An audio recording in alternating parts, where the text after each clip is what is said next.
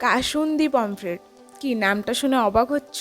বাড়িতে যতই রুই কাতলা মাছ রান্না হোক না কেন, পাবদা পমফ্রেট এইসব মাছের প্রতি আলাদাই একটা ভালো লাগা আছে। পমফ্রেট মাছকে তো আর ঝোল ঝাল এইসব করে খাওয়া যায় না। আগের দিন বানিয়েছিলাম চিলি পমফ্রেট, দারুণ খেতে হয়েছিল, কিন্তু ভিডিও করা হয়নি।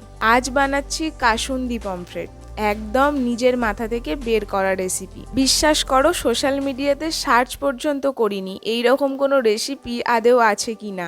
তেলেতে মাছগুলো হালকা ভেজে ওই তেলে কালো জিরে আর কাঁচা লঙ্কা দিয়ে বাড়িতে যা যা মশলা ছিল সবই প্রায় দিয়ে দিয়েছি।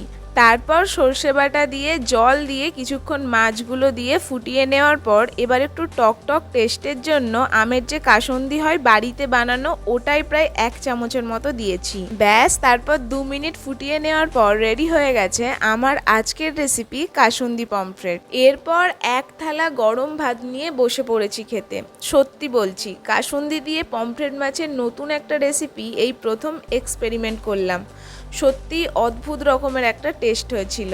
তোমরা কে কে পমফ্রেট মাছ খেতে ভালোবাসো কমেন্টে জানিও।